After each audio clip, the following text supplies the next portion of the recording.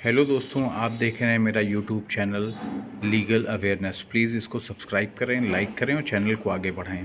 कल हम लोगों ने रेप के बारे में बात की थी, जो भारतीय न्याय संहिता में आने वाली धारा 63 में वर्णित है, और साथ में बात की थी धारा 64 की, जिसमें रेप के बारे में दंड बताया गया था कि किन परिस्थितियों में क्या दंड दिया जाएगा। अब हम आगे के सेक्शन के बारे में बात करेंगे।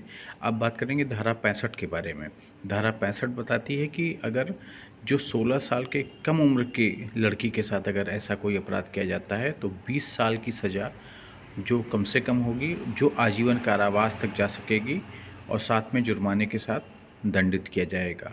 और अगर कहीं लड़की की उम्र 12 साल से कम हुई तो कम से कम 20 साल की सज़ा, आजीवन कारावास तक जाएगा, जिस आजीवन कारावास का अर्थ है शेष प्राकृत जीवन काल तक, और जिसमें मृत्यु दंड तक दिया जा सकेगा।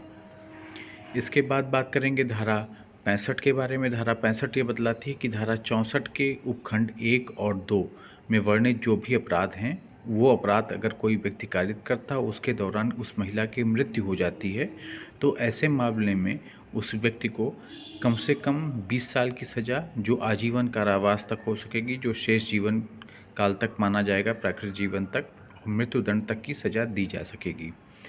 धारा 67 बतलाती है कि अगर आपकी पत्नी से आप अलग रह रहे हैं, भले वो डिग्री के नाते अलग रह रहे हों या ऐसे ही किसी विषय के नाते अलग रह रहे हों, अन्यथा किसी विषय के नाते अलग रह रहे हों, और तब आप कोई उसकी सम्मति के बिना ऐसा कोई कार्य करते हैं, तो वो भी अपराध की श्रेणी में अब आएगा, जिसमें कम से कम 2 साल की सज़ा और जो अधिकतम 7 साल की सज़ा तक उसको बढ़ाया जा सकता है। यह है धारा 65, 66 और 67।